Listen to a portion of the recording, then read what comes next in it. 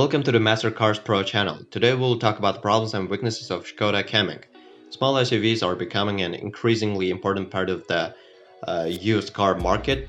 Early players such as the Seat Arona were good to drive and the Hyundai Kona well equipped, but the majority were saddled with interiors filled with cheap-feeling hard plastics and cramped back seats. And the Skoda Kamiq, however, is one of the classiest and spacious small SUVs around and marks a bit of turning point for this class of vehicle. Being an SUV released post-Dieselgate, the engine range is mostly powered by petrol. The 1.0-liter turbo comes in two different power outputs. The entry-level 94 bhp version is perky enough, but the 113 bhp version has a bit more overtaking power along with a 6-speed gearbox for more refined motorway cruising. There's also 148 bhp 1.5 that has clever fuel-saving technology that makes it almost as economical as the smaller engines. People who desire maximum fuel economy can opt for the 113 bhp 1.6 diesel. There are 4 trim levels to choose from, although every Kamiq gets automatic emergency braking AAB and lane keep assistance is standard as spec. Examples have 16-in alloys, LED headlights, aircon, and a DAB radio with Bluetooth. But step up to SE for 17-in alloys, rear parking sensors, auto lights and wipers, cruise control, and an upgraded 8-in infotainment system and sound system that includes Apple CarPlay and Android Auto. SEL adds 18-in alloys, blind spot monitoring, 9.2-in infotainment touchscreen with sat-nav, and 2 and 10.25-in digital instrument cluster. Monte Carlo is more of a sportier interior and exterior styling package, but it does include a panoramic glass roof. To drive, the Kamiq feels composed and relaxing rather than engaging and sporty like the Ford Puma. You'll also experience a touch more wind and road noise in a Kamiq, although it is superior to a Renault Captur. None can quite match the suppleness of the suspension used in the Skoda, which manages to soak up all but the worst bumps, whatever the road conditions or speed. This extra give does mean you'll experience more body lean in corners though. The steering is much lighter when you initially turn the wheel compared with a Puma, but you can still trust that the Kamiq will go where you point it, since grip levels are high and it doesn't lose its composure when you hit a bump mid-corner. Interior space is class-leading in the Kamiq, since no rival is quite as accommodating for reader's passenger.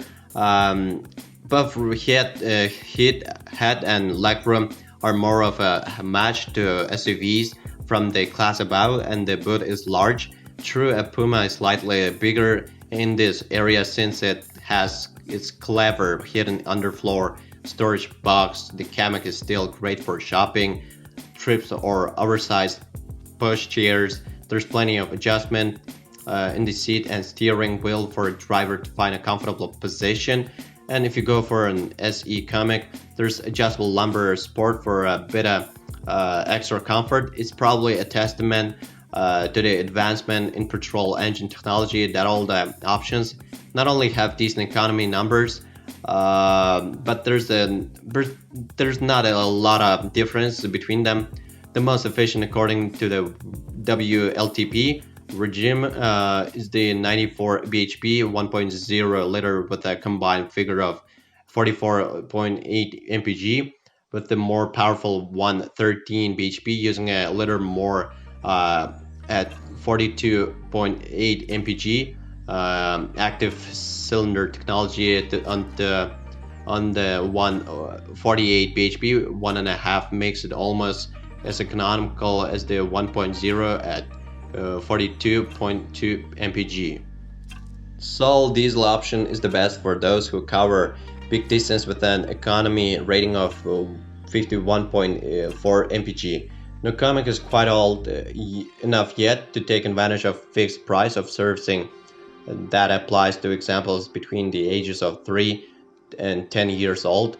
You can purchase a service plan, for example, so under a year old that covers the next two services for 16.50 pounds per month over 24 months, or an upfront fee of 396 pounds.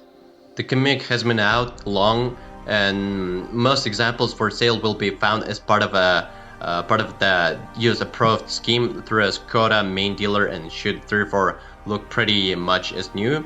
Do still complete all the usual checks for curb damage and scratches and dents to the bodywork and plain as you would with any other used car purchase. Also inspect the interior for any signs of stains to carpets and seat covers. When we ran a long-term Kamiq, the infotainment system came under some criticism for crashing. A similar system in the Scala we tried also gave so trouble and required an update, so make sure the system you're using is running the latest software. There have been 2 recalls issued relating to the emergency call system, which automatically sends an SOS signal to the emergency service either when the SOS button is pushed or when the system deems it's necessary, to such as when the airbags are deployed in a collision.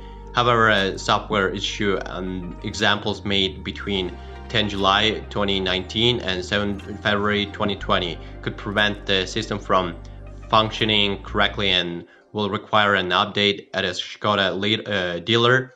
In addition to this, some Kamiqs built between 27 August and 17 August 2019 will need to have the online connectivity unit OCU. That is a part of this feature replaced as a part of the second recall. The Kamiq is a little too new to have appeared in our latest What Car Reliability survey. However, Skoda as a brand managed an excellent 5th place out of 31 car manufacturers, so hopefully the Kamiq will be equally dependable. Most needs will be covered by the entry-level 94 bhp 1.0 liter, but if you can upgrade to the more powerful 113 bhp version, then do so, since it gains an extra gear ratio for a superior long-distance driving. The 1.6 diesel only makes sense if you do lots of miles, since it's rarer and more expensive than an equivalent petrol, while the 1.5 petrol would be worthwhile if you can find one for similar money to a 1.0 liter. 7-speed dual clutch automatic is available on the 113 bhp 1.0 liter, 1.5, 1 and 1.6 diesel, but the manual is the superior choice unless you really have to have a self shifter.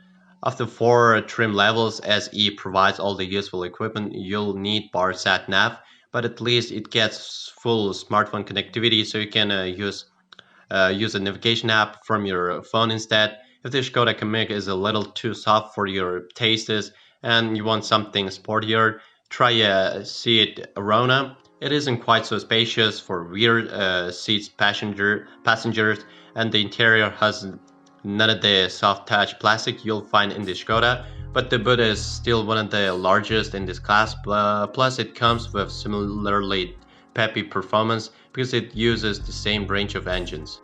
One of the criticisms of the Kamiq is that its rear seats don't slide or recline to improve interior flexibility, which is something that owners of the Renault Captur have enjoyed ever since it arrived back then. 2013, you'll need to go for a facelifted 2017 example to get the improved dashboard, and the engines aren't as refined as the ones fitted to the Kamiq, but you will at least have the high driving position small SUV buyers are looking for.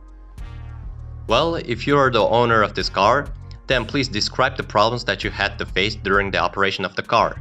Perhaps it is your feedback that'll help viewers when choosing a car. That's it for today. Thanks everyone for attention. It isn't much work for you to subscribe to the channel. See you soon.